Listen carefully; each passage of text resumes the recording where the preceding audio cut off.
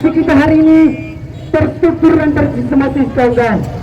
Saya sampaikan bahwa tentunya korupsi ini ada karena apa? Karena ada kebijakan dari Prabowo Subianto yang tidak ia kawali. Ia hanya enak-enak keluar negeri. Kami tidak diam. Hari ini kami katakan, kami lawan. Semangat! Lawan!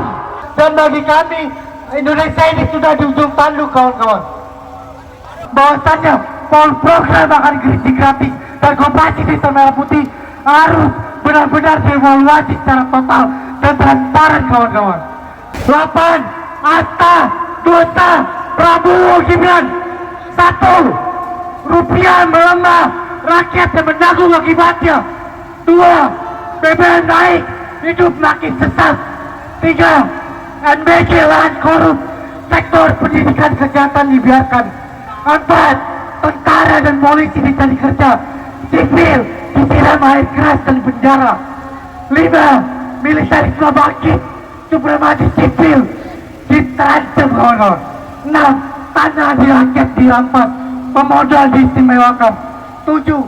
Kritik dibungkam, demokrasi semakin dipersempit. 8. Nasionalisme dijual sebagai slogan, kedaulatan dipertaruhkan dalam kebijakan.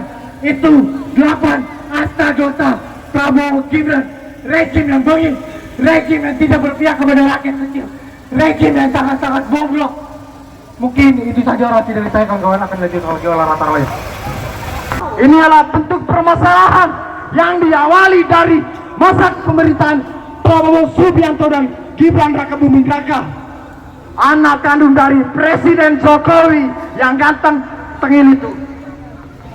Perlu kita ketahui bahwa ketika pemerintah kita bobrok, otomatis sampai bawahan, sampai di desa, semua akan korupsi.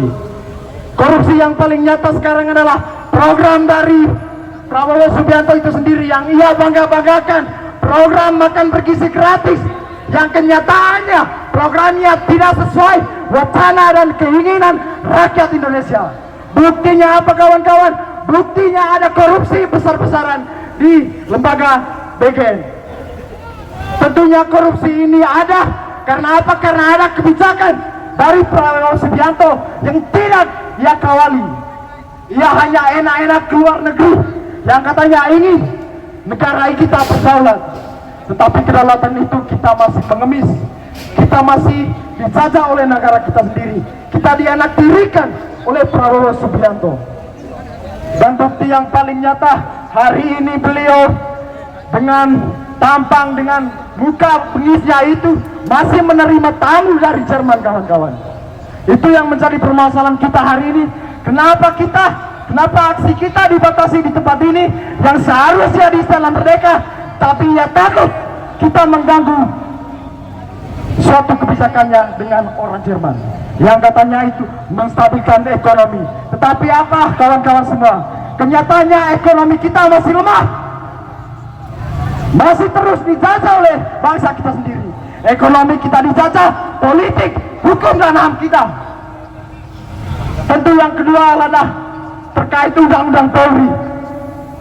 Prabowo Subianto, DPR dan seluruh pimpinan negara ini dengan enak-enaknya mengubah undang-undang Polri menjadi undang-undang dasar 1945. Tentunya itu sudah melanggar hukum dengan jelas, kawan-kawan.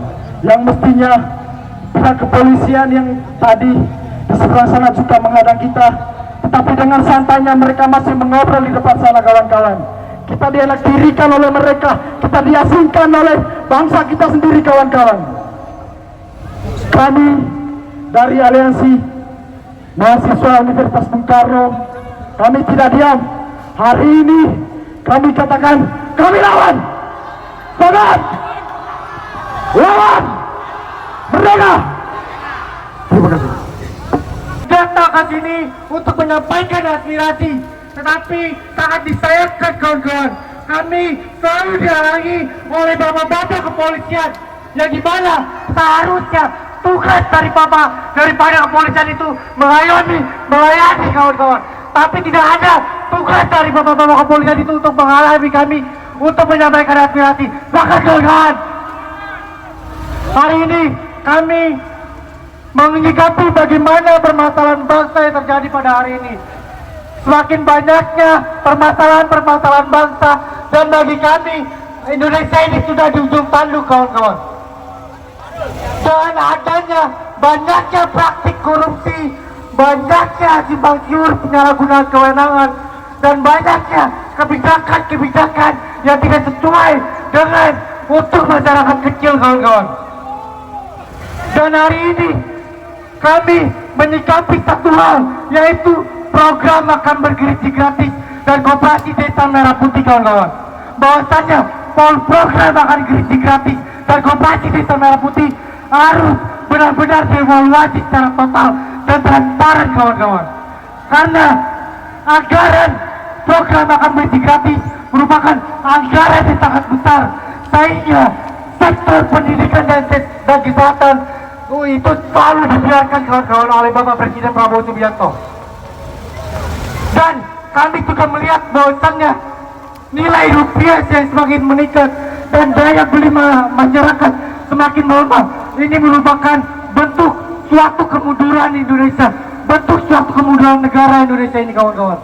Dan kawan-kawan, Bapak Presiden Prabowo Subianto mempunyai 8 asta cipta, 8 visi misi, dan kami dari himpunan mahasiswa ilmu politik Universitas Bung Karno mempunyai 8 asta dosa Prabowo Gibran yang akan saya bacakan, kawan-kawan.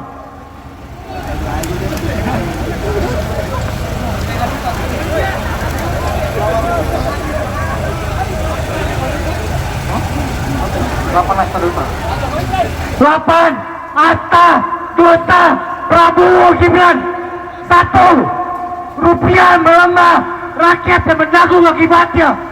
2. BBM naik, hidup makin sesat. 3. NBG lahan korup, sektor pendidikan kesehatan dibiarkan. 4. Tentara dan polisi dicari kerja, sipil disiram air keras dan penjara. 5. Militerisme bangkit, supremasi sipil diterancam, kawan-kawan. 6. Tanah rakyat dirampas, pemodal diistimewakan. 7. Kritik dibungkam, demokrasi semakin dipersempit. 8. Nasionalisme dijual sebagai slogan, kedaulatan dipertaruhkan dalam kebijakan. Itu 8 asta dosa Prabowo Gibran.